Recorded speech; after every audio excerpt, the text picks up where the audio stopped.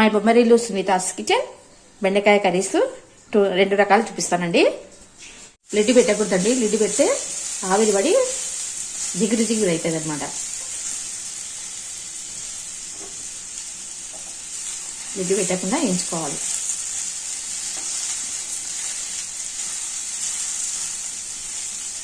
పైన తురిమేయాలండి, కొబ్బరి బాగుంటుంది. కొబ్బరి తురుము వేస్తే ఫ్రైకి బాగుంటుంది. రేట్ వేసుకున్నానండి. జిగురు ఉంది కదా, తొందరగా ఎరగైపోయింది పెనం. ఎంత మనం వాటర్ వేయకుండా అది జిగురు వస్తుందండి.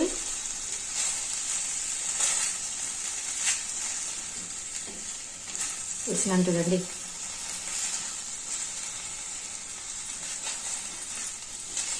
బాగుంటుందండి.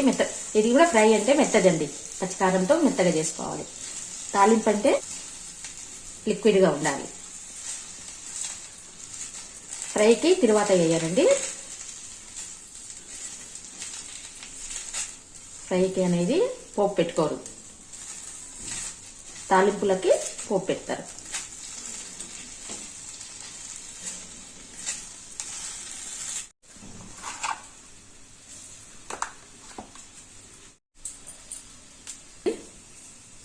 కారం వేసుకుంటే బాగుంటుంది. లో ఫ్లేమ్లో పెట్టుకోండి. నేను కారం వేసుకొచ్చే వరకు లో ఫ్లేమ్లో పెట్టి వేయించుతాను.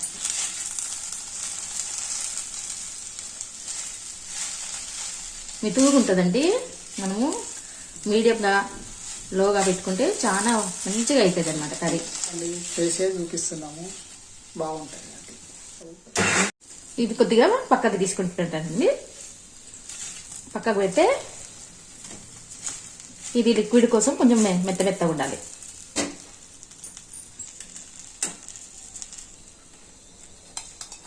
కొంచెం పక్కకు తీసుకుంటున్నానండి. కొంచెం తాలింపు ఎక్కువ తింటామండి మేము.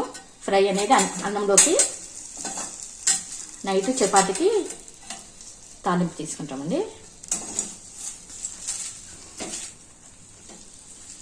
ఇది బెండకాయ ఫ్రై కండి, పచ్చికారం బెండకాయ ఫ్రై.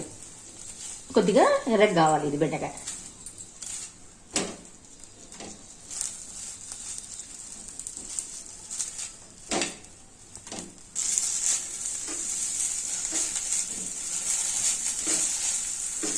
ఇంకా కొద్దిగా వేయగాలండి.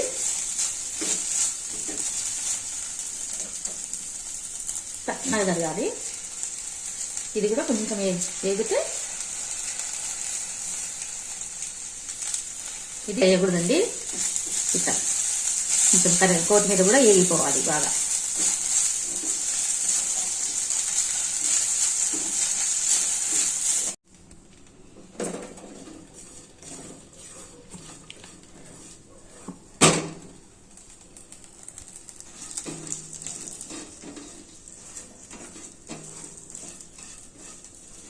ఆయిల్ కూడా ఎక్కువ ఉండకూడదండి.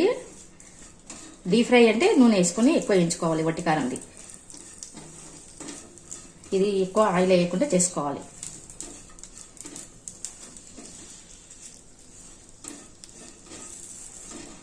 పచ్చికారందేమో మెత్త మెత్త ఉంటుంది. ఎల్లిపాయ కారం వేసి డీప్ ఫ్రై చేసినదేమో అది రోస్ట్ ఉంటుంది. తాలింపు అంటే లిక్విడ్ ఉంటుంది అనమాట. కారం వేసి చూపిస్తాను. కారం అండి, పచ్చికారం. చాలా చప్పగా ఉన్నాయండి. ఎందుకో మిరపకాయలు చాలా చప్పగా ఉంటున్నాయి. ఎంత కారం వేసినా కారం రాకుండా. వీడియోలో ఏమో అన్ని మిరపకాయలు వేస్తారా అని అనుకుంటున్నారు మీరు. అయినా మేము కారం ఎక్కువ తింటామండి. కొంచెం కారం ఎక్కువ తింటాం. మాకు అన్ని ఉప్పు కారం కరెక్ట్ ఉండాలి.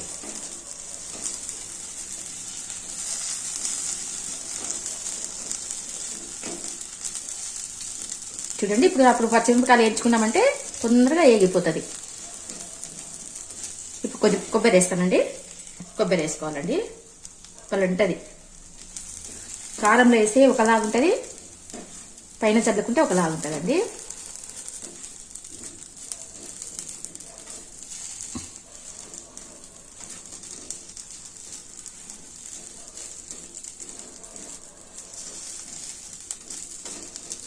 గిన్నెలోకి తీస్తానండి.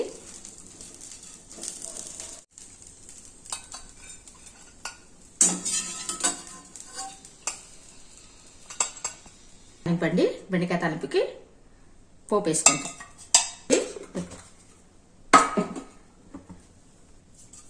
ఆవాలు, జీలకర్ర,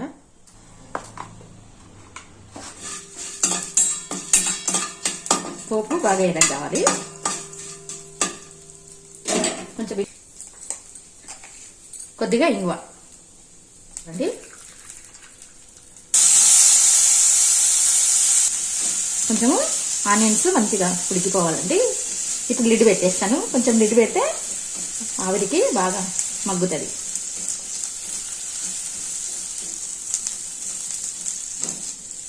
ఇప్పుడు లిడ్ పెట్టుకోవాలండి. ఉల్లిగడ్డ కోసం ఇప్పుడు లిడ్ పెట్టేస్తే ఉల్లిగడ్డ మగ్గిందండి. మనం పక్కకు పెట్టుకున్నాం కదా, ఆ బెండకాయలు వేసేసేయాలి.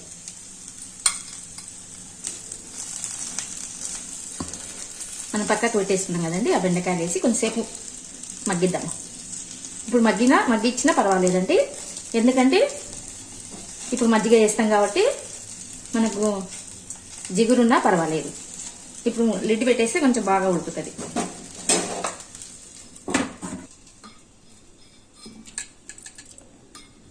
కొంచెం గట్టి పెరుగు తీసుకోవాలండి.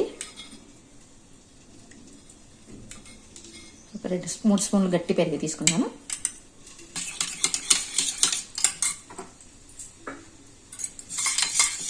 కొంచెం వాటర్ వేసి కలపాలండి. మరి ఇంత గట్టిగా వేయకూడదు, మనకు లిక్విడ్ ఉండాలి కదా. కొంచెం మజ్జిగలాగా చేసుకోవాలి.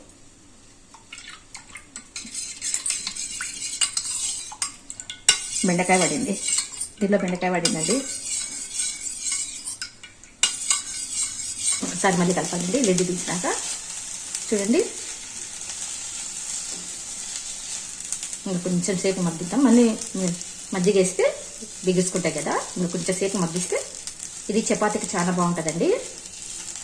రైస్లోకి అది బాగుంటుంది, చపాతీకి ఇది బాగుంటుంది. నైట్ చపాతీకి వస్తుందని చేస్తున్నానండి. పచ్చికారం వేసేసి మగ్గిస్తాను. వేసేసి మగ్గించాలి.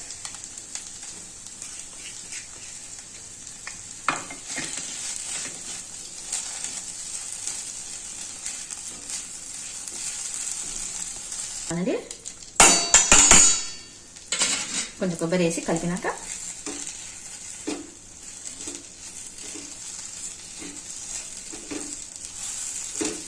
చూడండి, ఇప్పుడు జిగురు వచ్చింది. మూత పెట్టే వరకు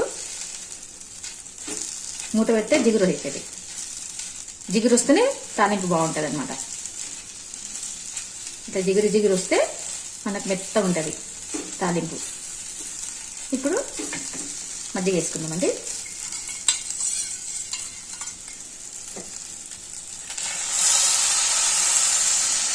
చాలా బాగుంటుంది.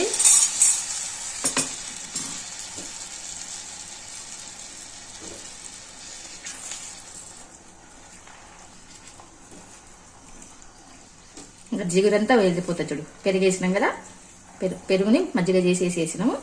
మనకి జిగురు అనేదే ఉండదు. ఇంకా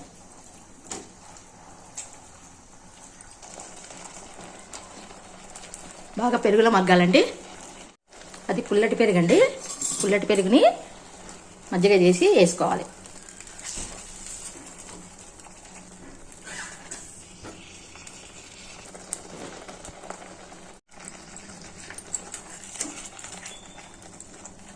మగ్గిపోయి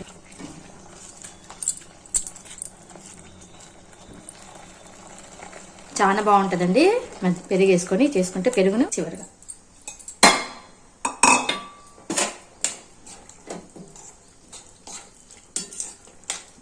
టమాటా కూడా బాగా మగ్గిపోవాలి.